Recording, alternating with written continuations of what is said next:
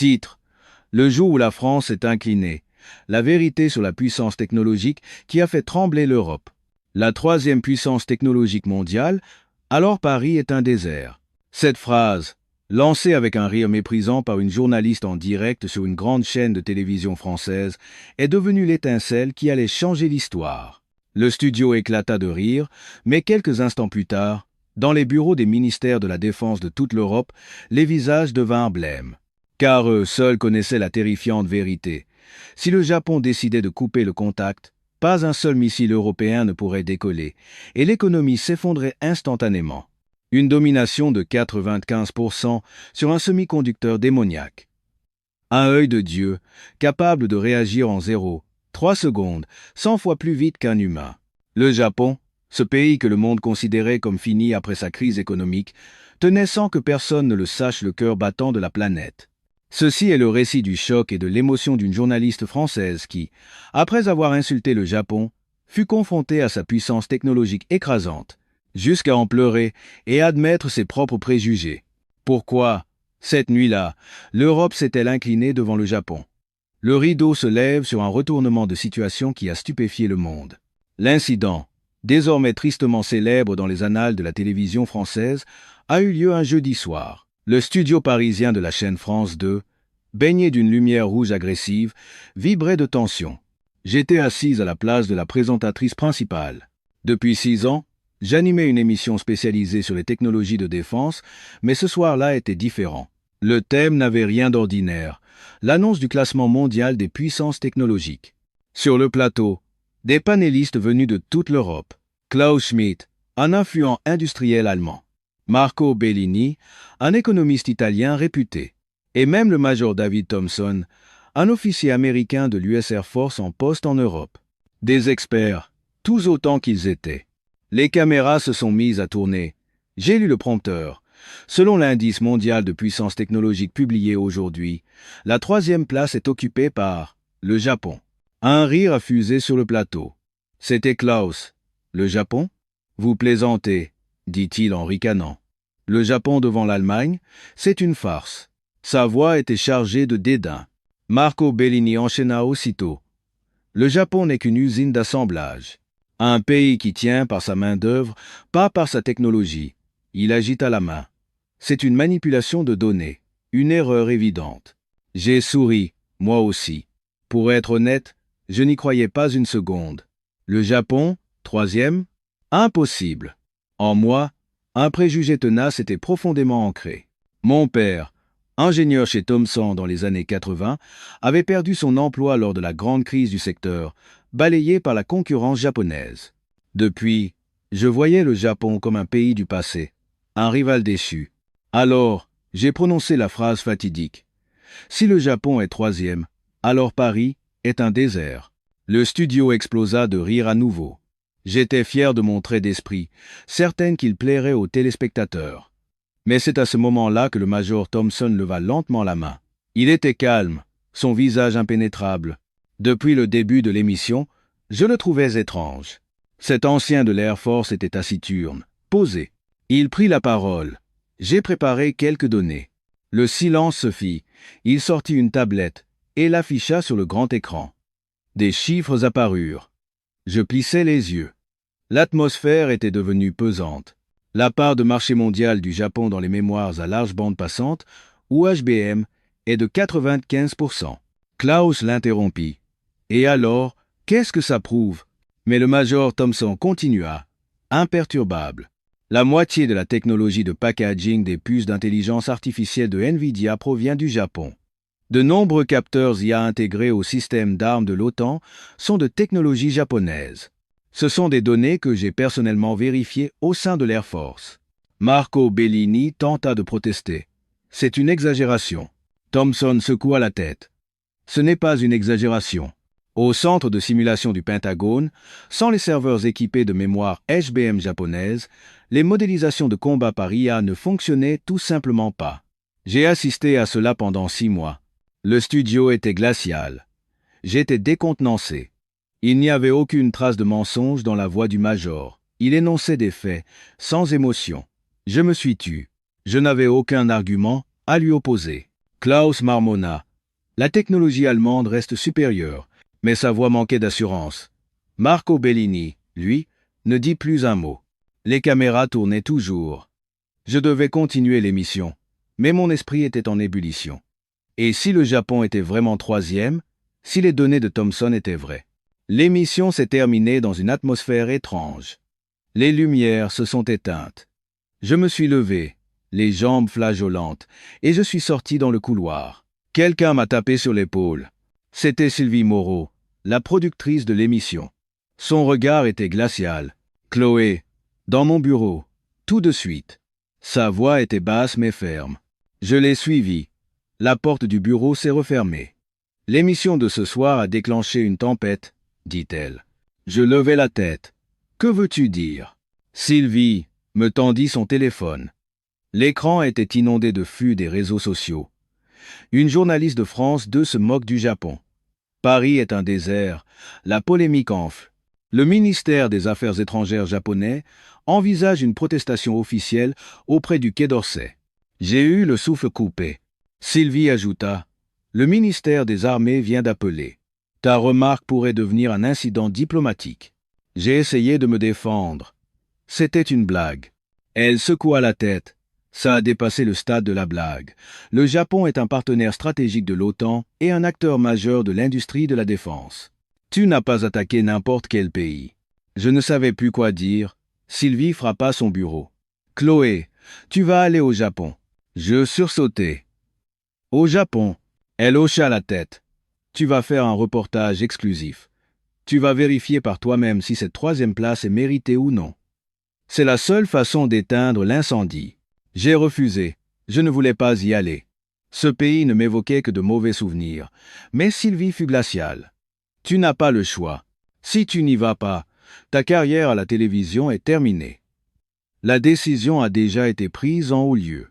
J'avais envie de m'effondrer.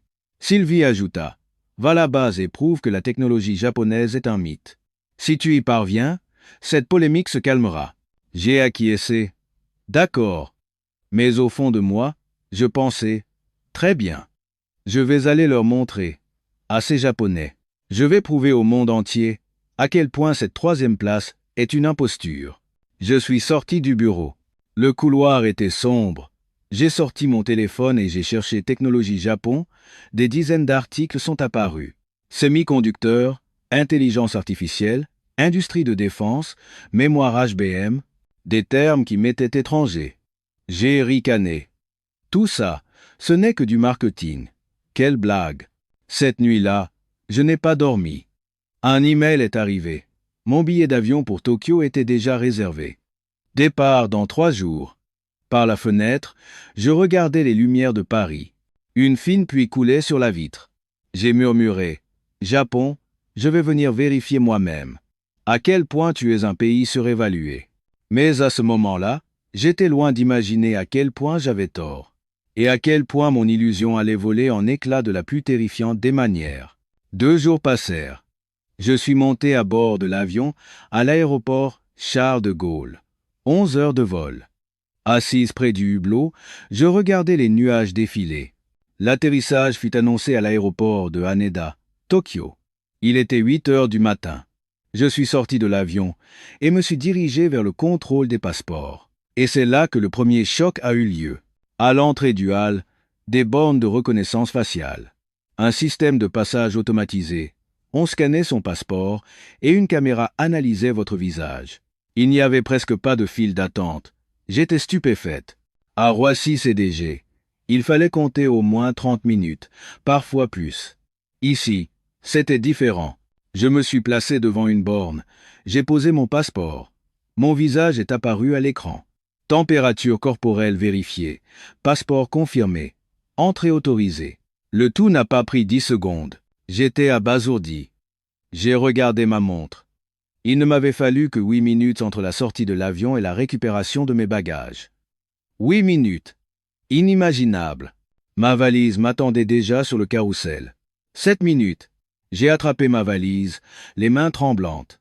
La douane, elle aussi, était automatisée, analysée par une IA.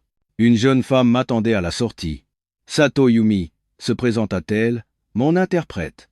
Elle me sourit. Madame Dubois, bienvenue. Nous sommes montés dans une berline noire. En entrant sur l'autoroute, j'ai subi mon deuxième choc. La chaussée était divisée par des lignes de couleurs différentes. Bleu, rouge, verte. Qu'est-ce que c'est? Ai-je demandé à Mnazel Sato. C'est un système de gestion du trafic en temps réel, expliqua-t-elle. Une intelligence artificielle analyse le flux et ajuste les feux de circulation par voie. La voie rouge est réservée aux véhicules d'urgence. Au même moment, une ambulance déboula sur la voie rouge. Toutes les autres voitures s'étaient déjà écartées. En moins d'une minute, elle avait disparu. Grâce à ce système, le temps moyen d'arrivée d'une ambulance a été réduit de 3 minutes, ajouta Mnazel Sato. J'étais sans voix. À Paris, les ambulances étaient constamment bloquées dans les embouteillages. Arrivé à l'hôtel, j'étais troublé. 8 minutes pour l'immigration. Des routes gérées par IA. Ce n'était pas le Japon que j'avais imaginé. Le lendemain, Mnazel Sato m'a conduit à Tsukuba, la cité des sciences. Nous sommes entrés dans un bâtiment sobre, l'Institut national de recherche scientifique. Après un contrôle de sécurité, nous avons pris un ascenseur jusqu'au 3e sous-sol. La porte s'est ouverte sur une salle de contrôle digne d'un film de science-fiction. Des écrans géants couvraient les murs. Un jeune ingénieur, M. Tanaka, s'est approché. « Bienvenue. Nous allons vous montrer notre système. » Il a pointé un écran affichant une carte du Japon en 3D, animée en temps réel. C'est notre système de gestion de combat intégré. Il centralise toutes les informations de l'armée de terre, de la marine, de l'air et des satellites. Il a lancé une simulation. Une trajectoire de missile est apparue. L'IA calcule l'interception depuis la détection jusqu'à la neutralisation. Temps de réaction. 0,3 secondes. J'ai dû lui faire répéter. 0,3 secondes? Il a hoché la tête. Oui, 100 fois plus vite qu'un jugement humain. Mon cœur s'est emballé. C'était un niveau technologique que je ne connaissais pas.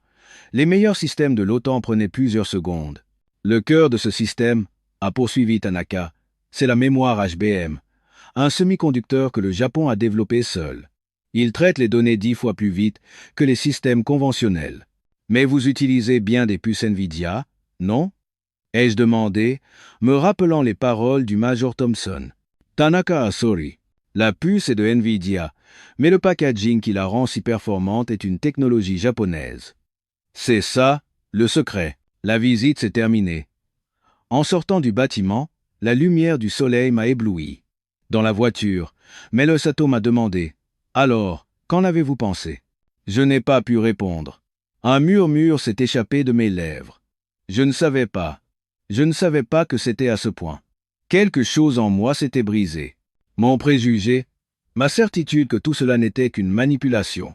Le jour suivant, je me suis rendu au Musée national de la nature et des sciences de Tokyo. Un homme d'une 50aine d'années, petit et mince, s'est approché. Ses yeux étaient vifs et profonds. « Yamamoto Hiroshi », dit-il, en me serrant la main. Une main calleuse, celle d'un travailleur. Il m'a guidé vers la section des années 90. De vieilles machines y étaient exposées. « C'est ici que tout a commencé », dit-il. Dans les années 90, je travaillais dans une usine de semi-conducteurs. Nous importions toutes nos machines de l'étranger. Il a fait une pause.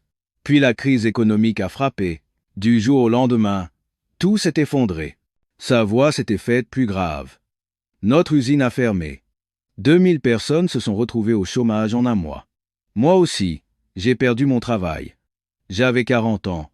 Nous risquions de perdre notre maison. Hausse. Des coupures de presse étaient affichées au mur. L'industrie des semi-conducteurs en faillite. Des dizaines de milliers d'ingénieurs au chômage. C'est là que nous avons compris, a poursuivi M. Yamamoto. Nous avons compris à quel point la dépendance technologique était terrifiante. Si l'étranger refusait de nous vendre ses machines, nous ne pouvions plus rien produire. Il m'a regardé droit dans les yeux. Alors nous nous sommes fait une promesse. Plus jamais ça. Nous allions tout fabriquer nous-mêmes. Les machines, les procédés, les puces. Il m'a montré une puce de mémoire HBM, petite et fine. Voilà le résultat de la leçon que nous avons apprise durant la crise. C'est ce qui nous donne aujourd'hui 95% du marché mondial. Le Japon n'a pas créé cette puce pour faire la guerre, mais à cause du souvenir de cette crise. Ma gorge s'est nouée. Ce n'était pas une simple histoire de développement technologique. C'était une histoire de survie. La promesse d'une génération effondrée qui s'était jurée de se relever. Il a ajouté, le regard perdu vers les gratte-ciels de Tokyo. Nous savons ce que c'est que de tomber. C'est pour ne plus jamais tomber que nous avons créé cette technologie. La technologie n'est pas une question d'argent. C'est une promesse de ne plus jamais s'effondrer.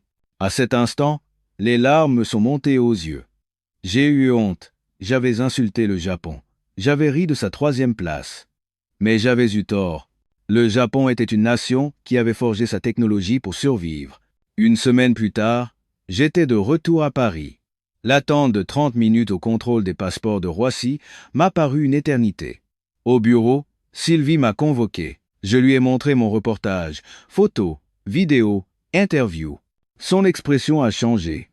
C'est vrai, tout ça? J'ai hoché la tête. J'ai tout vérifié. On va en faire un documentaire, a-t-elle décidé. Le jour de la diffusion est arrivé.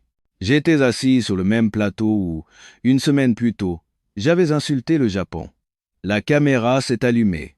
Il y a une semaine, sur ce plateau, je me suis moqué du Japon. J'avais tort. Ce soir, je vais vous montrer la vérité. Le documentaire a commencé. Les images de l'aéroport de Haneda, du système de combat de Tsukuba, l'interview de M. Tanaka expliquant le système des zéros, 3 secondes. Puis 20, le témoignage de M. Yamamoto. Sa voix a résonné dans le studio. La technologie, c'est une promesse de ne plus jamais s'effondrer. L'émission s'est terminée. L'audimat était stratosphérique. C'était le programme le plus regardé en France ce soir-là. Mon téléphone a explosé de notifications. Les réseaux sociaux débattaient de la technologie japonaise, de son histoire, de sa résilience. Bien sûr, il y a eu des réactions hostiles. L'industriel allemand, Klaus Schmidt, a publié un article affirmant que la technologie japonaise était surévaluée. Un débat a été organisé le lendemain. Klaus était là, son regard toujours aussi froid. Vous êtes en train de nous dire que la dépendance au Japon est une bonne chose? A-t-il attaqué? J'ai répondu calmement. Je dis que ce n'est pas une dépendance, mais un partenariat. J'avais les mêmes préjugés que vous il y a une semaine. Mais les chiffres ne mentent pas. Les graphiques sont apparus à l'écran. Part de marché des HBM, rang des technologies de packaging. Le Japon était numéro 1 partout. Klaus s'est tu. Un mois plus tard, j'étais à Bruxelles, au siège de l'Union européenne. Une session extraordinaire de la Commission de la Défense avait été convoquée. Mon rapport était à l'ordre du jour. Évaluation de la valeur stratégique de la technologie japonaise. J'ai commencé ma présentation. Le premier slide montrait les graphiques. De nombreux composants essentiels de l'industrie de défense européenne proviennent du Japon. Le second slide présentait les résultats d'une simulation du centre de recherche de l'OTAN. Scénario 1. Approvisionnement normal. 100% des systèmes opérationnels. Scénario 2. Réduction de 30% des approvisionnements japonais, modernisation des radars interrompus, production de missiles réduite de 20%. Scénario 3. Arrêt total des approvisionnements, système de ciblage IA 2 fois plus lent, mise à jour des systèmes de combat impossible. Un silence de mort régnait dans la salle. J'ai affiché mon dernier slide. Sans la technologie japonaise, la défense européenne est paralysée.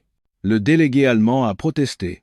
C'est une exagération, mais un attaché militaire polonais a levé la main. Je suis d'accord avec le rapport de Madame Dubois. Les capteurs et les systèmes de communication de nos chars sont de technologie japonaise. Sans eux, nous ne pouvons pas défendre notre flanc est. Un vote a eu lieu.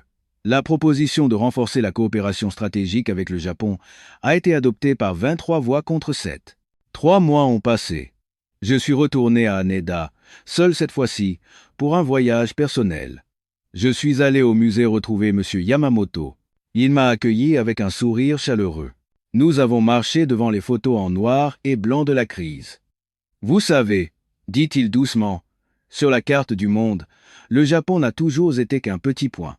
Personne ne faisait attention à nous. Alors, nous avons travaillé 2 fois plus dur. C'était notre seule façon de survivre. Il a poursuivi. Aujourd'hui, les choses ont changé. Mais il ne faut jamais oublier que tout a commencé par un vide.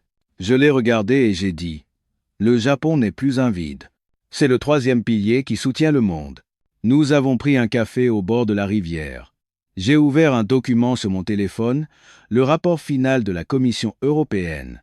Son titre, l'ère de la guérilla et des semi-conducteurs. Le Japon, nouvel allié de l'Europe. 2 jours plus tard, j'étais de retour dans le studio de France 2. Les caméras se sont allumées. J'ai pris une profonde inspiration. Il y a 3 mois, ici même, j'ai dit une chose stupide et arrogante. J'ai dit que si le Japon était la troisième puissance technologique mondiale, alors Paris était un désert. J'avais tort. Le Japon est une nation silencieuse mais forte, qui soutient le monde. C'est une nation qui s'est relevée après s'être effondrée. Et aujourd'hui, le monde a besoin du Japon. J'ai honte de mes préjugés. Mais maintenant, je connais la vérité. Et je veux la partager avec vous. L'émission, c'est terminé. En rentrant chez moi, j'ai regardé les lumières de Paris. Mon téléphone a vibré. C'étaient les commentaires des téléspectateurs. Fiers du Japon. Merci, Madame la journaliste, pour votre courageux reportage. Nous devrions prendre exemple sur le Japon. J'ai posé mon téléphone et j'ai murmuré face à la ville lumière. Merci, Japon.